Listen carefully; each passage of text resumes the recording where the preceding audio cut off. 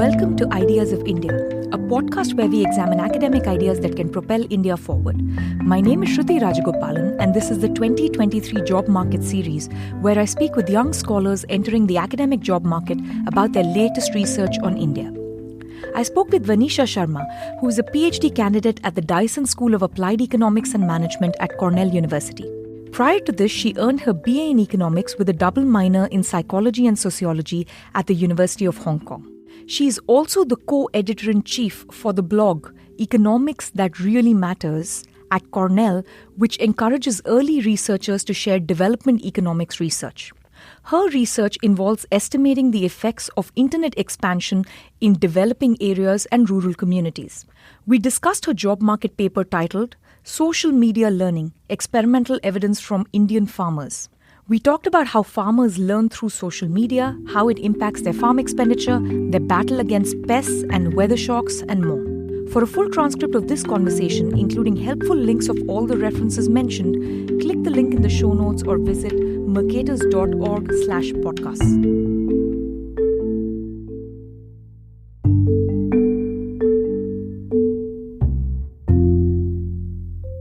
Hi, Vanisha. Welcome to the show. It's such a pleasure to have you here. Hi, thanks so much for having me. I'm really excited to talk about my paper.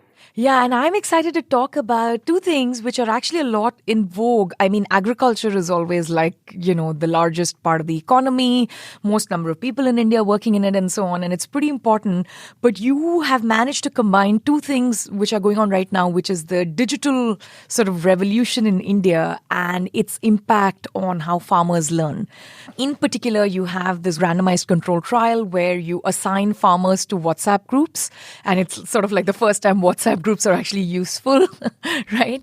And in your treatment, you also have farmers interacting outside of the WhatsApp groups, and you're trying to study if they actually learn more about agriculture, if they share information, if this changes how they actually do their job, and so on. So can you just walk me through sort of what was the big picture idea behind the paper? Yeah, thanks for that nice summary. It was exactly that. I noticed, as most of our listeners probably know, India has been going through a digital revolution, and this started maybe 5-6 years ago when, there was a public-private partnership because of which hundreds and thousands of kilometers of fiber optic cables were laid out throughout the country. And this increased access to smartphones, to mobile phone data, and just completely changed the communication topography of India. So I wanted to use this existing infrastructure and test whether farmers in the most rural, remote areas can also benefit from the new agriculture technology that's coming up. For example, there are now these smartphone applications that, use deep learning neural networks to diagnose pests just by seeing a picture of a leaf, and, they recommend pesticides. But in my pilot work, I found that most of the usage of these apps was close to cities or in suburban areas. So I wanted to test whether we can, bridge this gap between rural and urban and make use of this and see if it can benefit rural, remote farmers as well. And so this motivated my paper. And, the problem is that social media networks are formed endogenously, which means that people self-select into their social media groups, which creates echo chambers, and it's hard to, tease out effects of these groups. So to address this, I conducted this multi-village randomized control trial in which I exogenously assigned farmers to WhatsApp groups. And we made sure that these farmers did not know each other in person by making sure that these villages were not adjacent to each other, because oftentimes if they're neighboring, then farmers know each other. So broadly, I test the intent to treat effects on farm expenses and revenues, and the mechanisms that I test are, farmer information sharing behavior and their beliefs about unknown farmers and agriculture information sharing with them. So on this, I understand that you have two kinds of treatments, right? So the first is the fact that those who have a smartphone are actually assigned to a WhatsApp group, like you said, to someone who's not in an adjacent village. And the second part is that a subgroup within that is also encouraged to interact in person and not just on WhatsApp groups. So how does the mix of in-person plus social media, impact behavior differently than just assignment to social media or just assignment to in-person? Yeah, that's a great question. And this was especially challenging to do in the midst of the pandemic, right after the Delta wave. So we had to make sure we had, proper enumerator protocol regarding social distancing in these in-person events. But the idea was that by making farmers meet in person, you're kind of simulating the already existing in-person environment that exists between farmer groups. So like farmer producer organizations, or, when farmers go to an input dealer's shop and they interact with each other in person. We wanted to see if, in addition to that, if there is some virtual interaction, does it have any significantly different effects? Is that in-person component necessary for those farmers to interact with each other? I find that having the in-person groups does not significantly alter the farmers' beliefs on exchanging information. So farmers that are on the WhatsApp groups in both treatment arms are more likely to be willing to share agriculture information with unknown farmers. But between the treatment arms, this difference is not significant, which means having that in-person component did not significantly alter their beliefs about sharing agriculture information. But the content of what they shared differs, right? This was, really fun part of your paper to read. You do some textual analysis and you're going through what is the actual content of what these guys are discussing.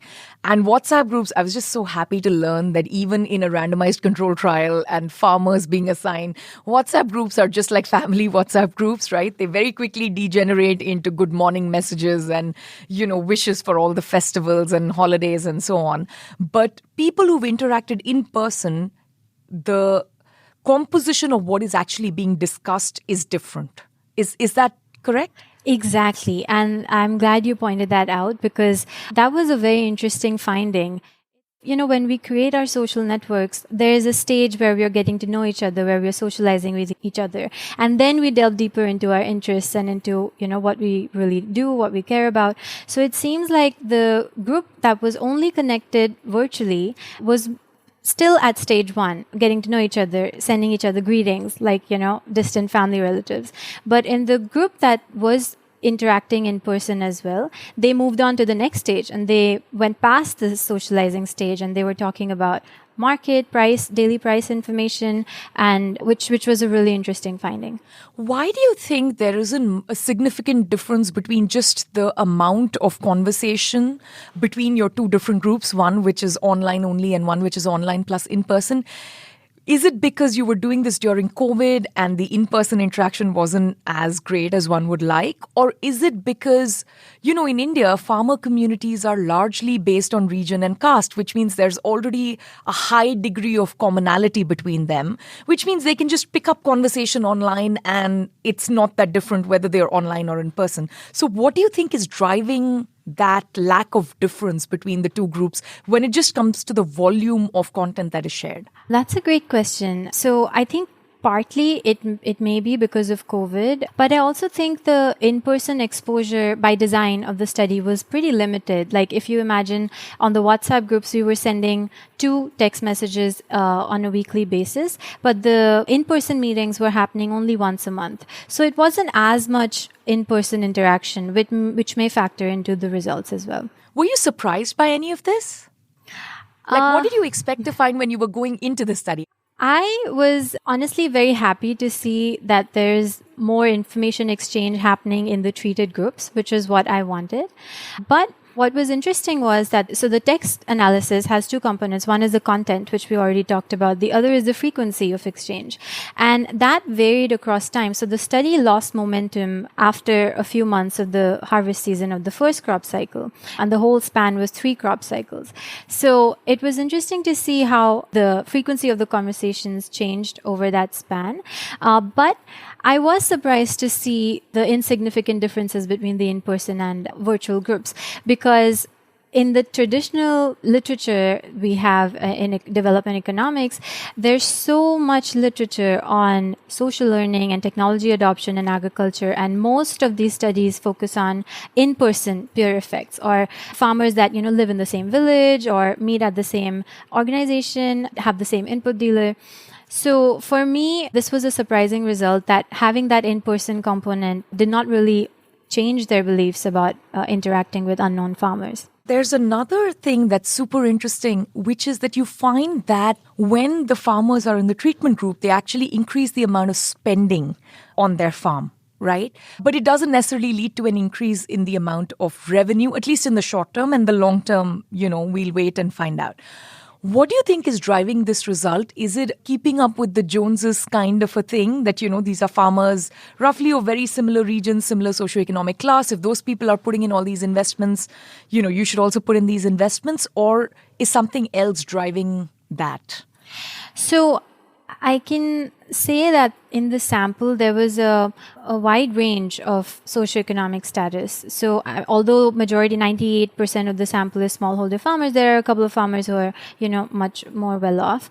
So I'm not sure if that's the reason, but I think that what's hard to measure in this study is whether the increase in expenditure is coming from the quality of the input or the quantity of the input. And that's why when sharing information on WhatsApp, it's so important to make sure that the information being sent is authentic, coming from, good reputed institutions. And so for this paper, we collaborated with local universities and research institutes before sending out any information. And the other side of the coin was that we wanted to solicit information from the farmers. So we also asked them questions and tried to get them to participate on the groups. Regarding the input expenditure, it was really hard to test whether it's coming from greater quantity or greater quality.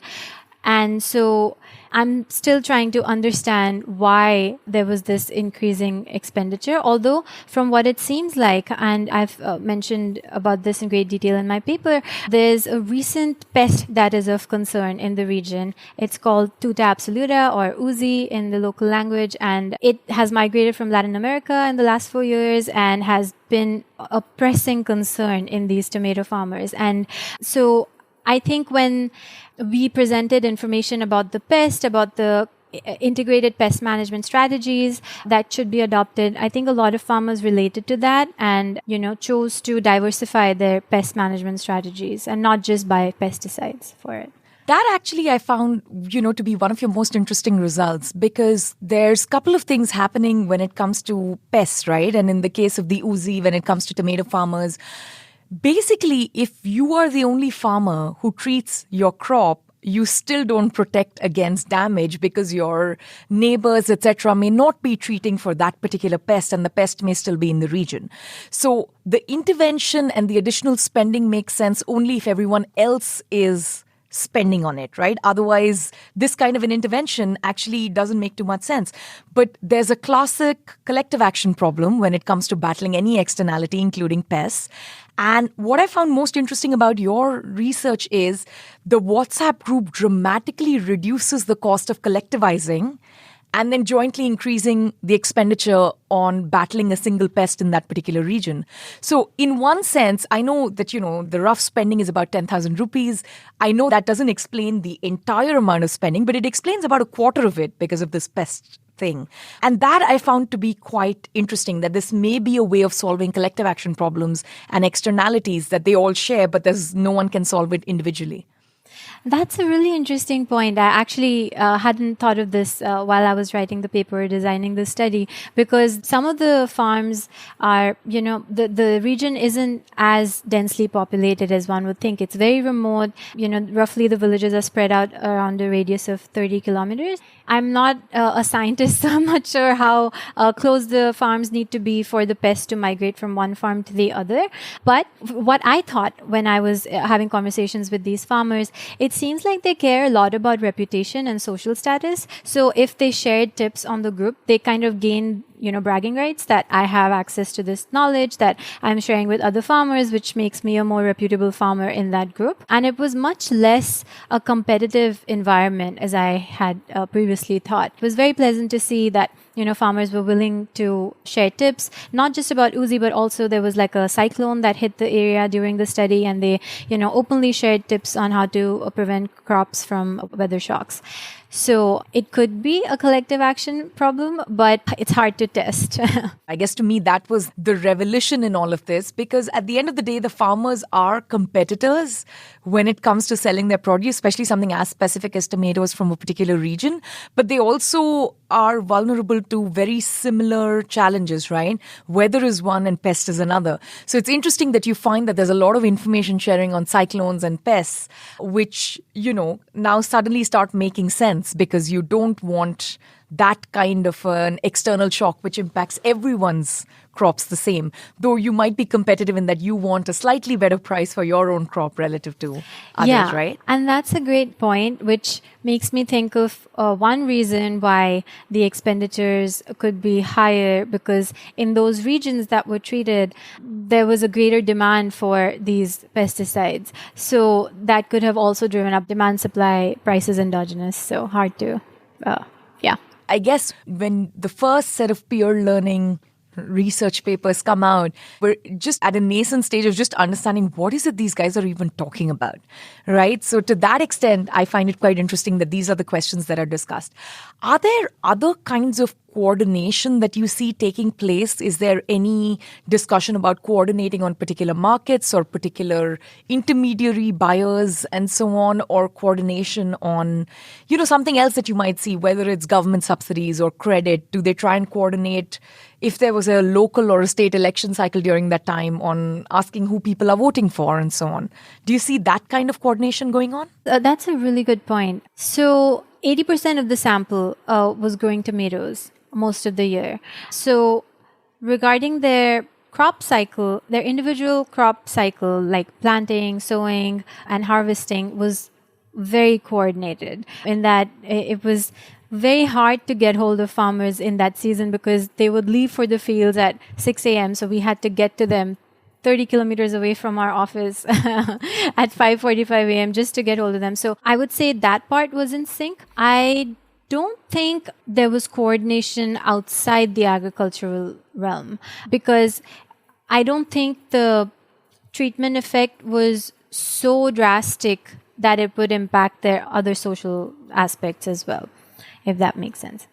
Yeah, and it's also a pretty short period of time, Exactly. right? Like you're just talking about one of the 3 crop cycles that they're doing in a given year. So it tends to be short, and maybe if you keep studying these groups over a longer period of time, you never know what you might see. What are the implications of what you studied in terms of sort of direct policy interventions when it comes to agriculture? So I understand that there's this broad layer policy implication, which is making digital public goods available even in remote areas, which can dramatically change the conversation. It can change how farmers are able to use technology and so on. But is there a more specific policy implication from what you've studied? So bear with me for a thought experiment. Imagine there's a farmer who has a pest infestation in his farm. He needs urgent help, but the nearest research institute or agriculture officer lives 2 hours away. Now, this person has to make a phone call if they have a good network. They have to make a phone call, wait for the agriculture officer to be available. Then that person will travel a few hours by road to get to the farmer's farm and then advise them what pest to get. And then the farmer would have to go to the nearest input dealer, which will also be far if this is a remote farm. And then it'll waste more time and cause more damage to the crops. But if this information can be communicated via video call or via these smartphone applications, it's going to drastically save time and cost, both for the farmer and the agriculture officer. So I believe that, having this already existing infrastructure is just so precious. And I think that governments and research institutes should be aggressively pushing towards, using this component to save time and cost when it comes to policy. So on this, why is the in-person versus a video intervention or a WhatsApp group intervention different from a simple Google search? Because I imagine some of these questions can just be resolved on Google. So is it a question of misinformation or trusted information? Like, what's really going on? So a typical analogy that I usually give in my talks is, imagine a class of students that are trying to learn a new topic. And if they go to Google and they try to learn something versus if they talk to their friends or are working on it on a group project. So the marginal benefit of learning from a peer exceeds that of learning from a random unknown source, which is the main idea here. There's repeated evidence in literature that farmers learn from each other in agriculture. And so just replicating that into the virtual dimension seems to have some, hope when it comes to learning. So the big question is one of conducing environments to learn. So it's not just the availability of information, the way I understand it. Yes, exactly. Because especially now, like Google is flooded with resources. And I should also add that a lot of the farmers in these regions are not comfortable reading or writing text. So one thing that's great about these WhatsApp groups is voice notes. So a lot of the text in the text analysis was transcribed voice notes that farmers used, which is also, helpful. What is the predominant language that they are texting each other in? So this was in Telugu because I was in Andhra Pradesh. Andhra Pradesh. Yeah. And so it's basically Telugu or, even more specifically, the regional dialect in the area that you're covering. And sometimes it is text and sometimes it is voice notes. Exactly. And that's also one reason why it's harder to Google all of this because it's in such a specific local language. So how important is trust in this? So, one part is, like you said, there's just a vast amount of information. It's going to take time to go through it. They're not as proficient or fluent in reading, writing, research as maybe you and me, right? But the second part of it is just trust, right? If my neighbor's farm is going through the same problem and they are willing to implement this, then maybe it's good enough for me. Is that what's going on here? I think so. I think farmers in India have a sense of community that I have not seen outside of India or South Asia in general. They believe that it's them versus the problem as opposed to you versus me. So I think that greatly affects their responses. Yeah. And do you see a difference in trust levels between farmers when it comes to another farmer versus farmers when it comes to like a government officer or a research scientist at one of these government institutes? Or does that also, depending on the region, kind of make them part of the in-group? I think there is some heterogeneity in that. Some farmers are, very open to receiving advice from other farmers. But if they belong to, say, a higher social class, they would be, a little more wary of consulting other farmers and they would prefer to consult government volunteers or agriculture extension officers. Got it. What is sort of more generally the impact of digital revolution in India? I know you're studying this even outside of agriculture. You're looking at, for instance, maternal health interventions. So what are some other ways that the digital revolution can be used for things or areas that are not yet tapped? I think that's such a great question. And that's kind of the broader picture I want my research to be as I pursue my career. So we've already seen in COVID how in education things took a turn where, people switched from in-person classrooms to e-learning, which was also, not entirely inclusive of those who couldn't afford that technology. But when we're thinking of other spheres like nutrition, health, I think one example could be how for maternal young and pregnant mothers, there's, often these nutrition interventions that are organized where they invite them to a group setting, show them a video of, what to eat, how to take care of themselves. But again, I think that takes up a lot of costs, not just monetary, but also time.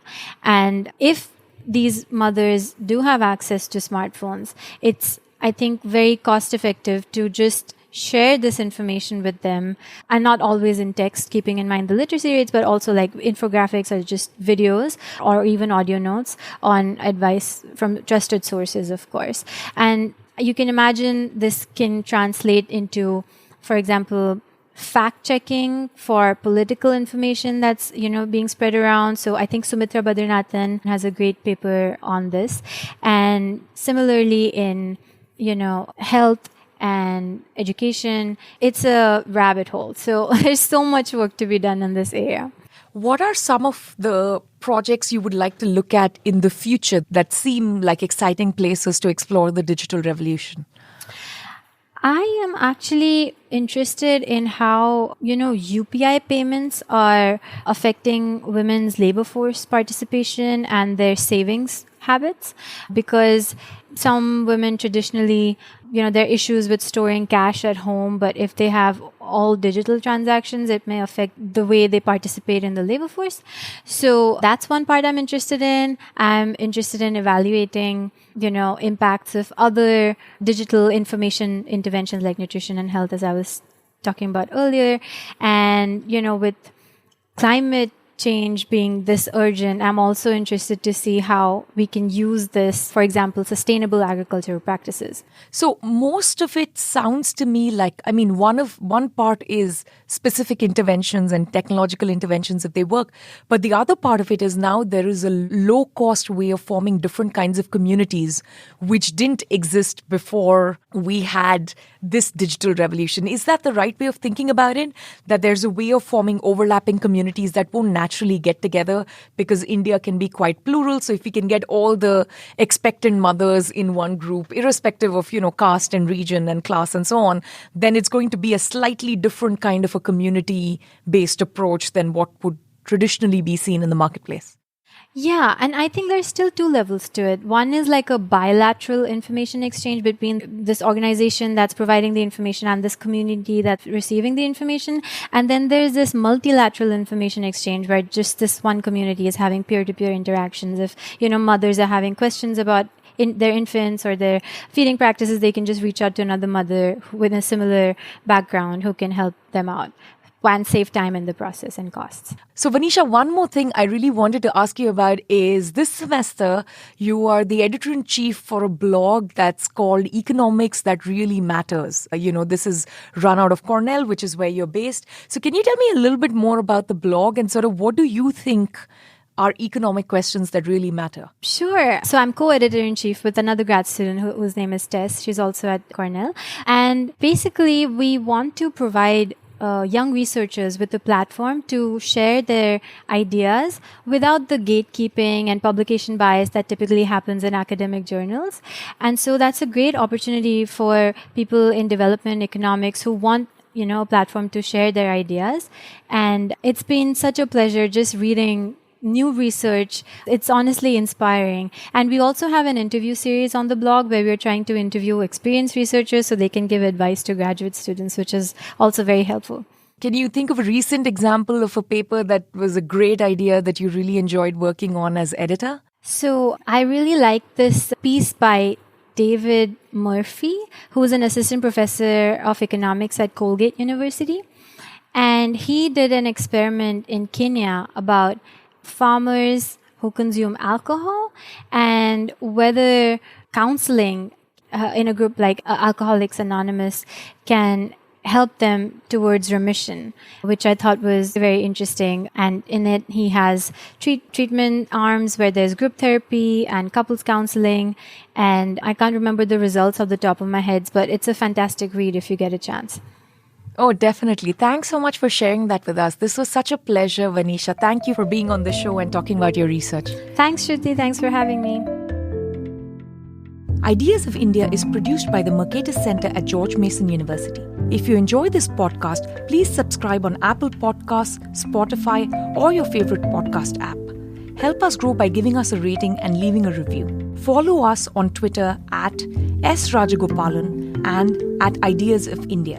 Also, check out our initiative commemorating 30 years of India's market reforms at the 1991project.com.